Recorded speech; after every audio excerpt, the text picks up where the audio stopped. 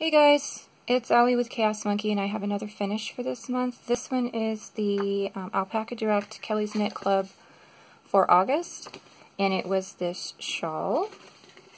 And the yarns we were using was Noro, Noro Sonata, and Louisa Harding Amatola. So this was the Amatola. This is all I have left, which I believe it looks like it is, it's not even showing up, hold on,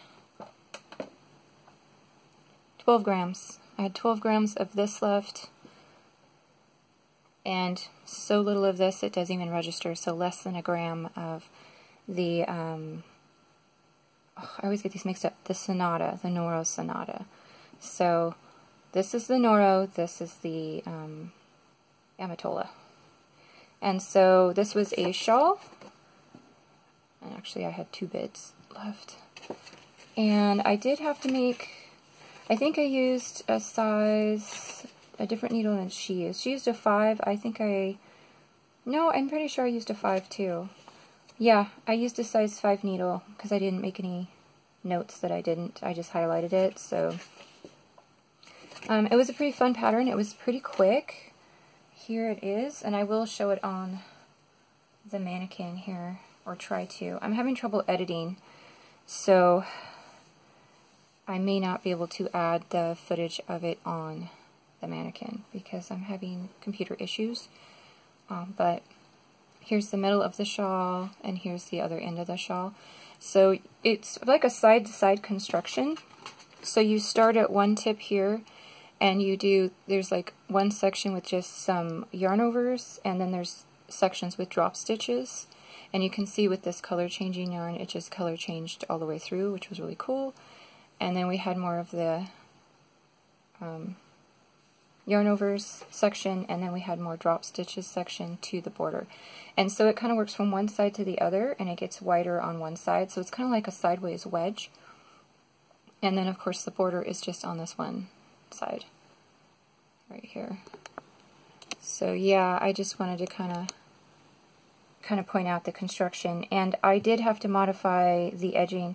I think I followed the first 6 rows. It's like a 10-row order before bind off, and I think I only got to row 6 or 7, and I realized I wasn't going to have enough yarn because just experience. I could look at the pile I had and know that I wasn't going to make it. So I just bound off on that last row. So I just kind of did like a mini picot on the middle of the lace section here and just bound off all the way across. And of course I was right because this is all I had left. So there's no way I could have done another row and a bind off. There's just would not have happened. So there we go. And I'll try to raise it up just a little bit so you guys can see. It looks really, really awesome. It's really soft. The yarn was really fun to work with. This is my other bit that was left over. The problem with the Noro, though, is that it is thick and thin. Very thick and thin. So you will see places that it was super thick in the knitting. Like sections like this, where you can see the stitches are like a different color.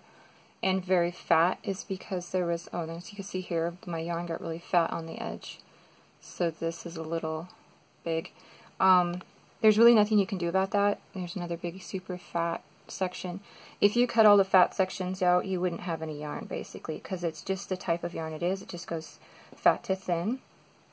Here's another fat section, fat section, fat section. You can see it's everywhere. So you just got to work around it. Here's a whole, or not around it, but just work it like normal. There's another section. So just be aware if you haven't used this type of Noro, that it is a thick and thin yarn. So if you're very meticulous about wanting all your stitches the exact same size, this is not the yarn for you. And as for this guy, the Amatola, it's all one. There's no thick or thin. It's the same consistent size, and it's just the color changing. So it was really fun. The only deal was that these two yarns really like to stick together. They really, really like grabbing each other. So when you're doing all your color work, you kind of have to just watch it and make sure you untangle it quite often, because they do like to grab onto each other. And Kelly gives you videos. If you're in the club, she gives you links for the videos, and she also has an app you can put on your phone that has all her videos. And each one she tries to teach you stuff, but of course I'm experienced, so I know how to do all this stuff. So I just do what she tells me to do. I think they only watch the videos just for the construction, because she didn't quite give us a picture and she didn't quite explain construction, so when I first started it, I thought I was doing it wrong. When I started working this end, and I went like this, and I was like, I thought it was a top-down, so it threw me off, and then I realized, oh, she's doing side-to-side, and I was fine. So I just watched a couple videos just to make sure, and she teaches you how to carry the yarn up, how to kind of, what do you want to call it? What's the word I'm looking for? You know, hook your yarn, catch your yarn, so that when you're working with both strands, you're not cutting the yarn every repeat of different color. You're just carrying it up the side. And she's just showing you how to twist it, a different method of twisting it to have it go cleanly up your edges. So that was fun. The only non-fun part was the yarn tangling, and sometimes the yarn got super, super thick. I did have to cut out one section because it got insanely thick, and it also had a knot in it, so that was cool. I just cut that section out. It gave me a couple extra ends to weave in, but overall I was okay with it. But you know, but once again, if you don't like that thick and thin, don't use the Noro Sonata, because you're going to get thick and thin. And I followed, like I said, I followed the lace border until row 6, and then just did a bind off with like a tiny picot, because I had to.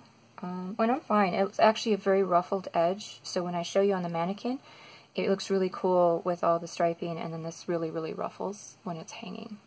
So really fun, and this is so soft and light. It's a very bouncy, lightweight yarn. It would be super warm too in the winter, and I just love it. It's very, very soft. And that was it. It went pretty quick just because it was the thicker Noro Sonata was pretty thick, and it went pretty quick compared to, I'm usually used to like more fingering weights closer to this size, and this size for the Noro was fingering, but then also like DK or even a worsted and spots. So I don't know, it just made it seem like it was going faster. And that's it. I don't think there's anything else I can tell you about this. I will try to put pictures in of it on the mannequin. Hopefully I can get it to work, because you really can't appreciate it till you see it hanging. This is all just close-up stuff of the stitches and the color changes. I did have a color change here of the Amatola that went like to a yellow. Excuse me. So I was worried about that, because I was like, okay, we have this pink and it's going into a yellow and going back into a pink, because it kind of works in a repeat rainbow color. And I was worried because it was so similar to this color, but it actually works out because it's right in the middle, and it just looks like, it looks right, is what I'm trying to say. So I was debating if I was going to cut out the yellow section, but if I had done that, I would have ended up with pink, pink right next to each other, and I'm glad I didn't. I'm glad I just left it alone and left the yellow in the middle, worked with the Noro, and then I hit pink again. So that worked out really nicely. I really like the way it looks. So that was the only other thing I was worried about, was that the yellow in here was so similar to the Noro, but it's still lighter. You can still see it's a little bit lighter, and it of course still goes with it, and it just looks like it was deliberate, you know, part of the choice with the way it worked up. So, and yeah, you can see some of the real thick pieces here, that it gets chunky. It gets very, very chunky. And the drop stitches you can see there if you want a close-up. So very fun, very easy garter stitch, so it's knitting on both sides. Only problem is the yarn likes to grab, and you've got to detangle a lot, and the thick and the thin. If you don't like the thick and the thin, it's the only downsides of this pattern that I saw. And still, it was fun, and I like the shape, I like the construction. If you can kind of see here, You can see how wide it got here. It's super wide, and then this is the end you start on. So you're working side to side, so you're starting here, and as you're working it's getting bigger and bigger and bigger and bigger and bigger, and you get to the other side and then you put your border on. So it's a unique side to side construction that I like too. So, and you can see it right there. So yeah, I might have actually, if I'd had enough of the Noro, I might have gone up and like maybe have done like an edging up the side to clean it up a little bit, but I definitely didn't have enough for that because this end looks good because of the way we do our yarn overs and stuff. It's just this one edge that'll kind of look a little tiny bit messy, even though you slip as if to purl on the edges to make it cleaner. Because of the thick and the thinness of the yarn, it can kind of look a little lumpy bumpy on this side. So if you have enough yarn, if you're making this, then maybe you want to just kind of use the Noro and just kind of do like a clean edge up that one side if you wanted to just do a little bit more finishing. But I didn't have enough, and I'm actually okay with it. If I'd had enough, I probably would have. I didn't have enough, I'm okay. So I'm cool either way. So that's it. And the colors were really, I would never have picked, see that's why I like clubs too, is because I probably would have never have picked this color in the Noro. This mustardy, yellowy, orangey combo. I probably would never have picked it, but because Kelly picked it with this rainbow yarn with the Amatola, it looks really good together. So I'm glad I did it. I'm glad I did it, worked with the yarns, because I haven't worked with Noro in a long time. And yeah, you can see here's some real fat pieces that ended up being in the border. That is just how fat that yarn will get in certain spots. So yeah, and I'm really happy with, I mean, I never would have like done this if it hadn't been in a club, and I'm really, really happy I did, and I'm really happy I worked with the yarns in the colors, because they do get you outside your comfort zone, and they make you try different things. And you know, I looked at it at first, and I'm like, well, that's an interesting construction, and as you work with it, you kind of really learn, you learn more skills if you don't have them, and you work with yarns that maybe you've never worked with before, and it's really just, it opens your horizons, is what I'm trying to say as I ramble on.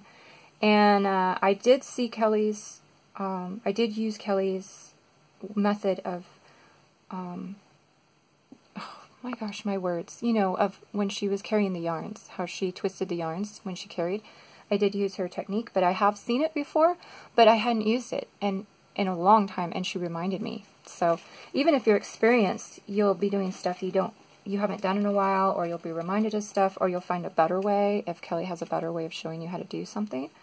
So anyway, super fun. I really enjoyed it, and that was another finish. And I think I got like 3 finishes done this month, so I'm pretty happy with that. So anyway, you guys, I hope everybody's doing well. Love you all, and I will talk to you later.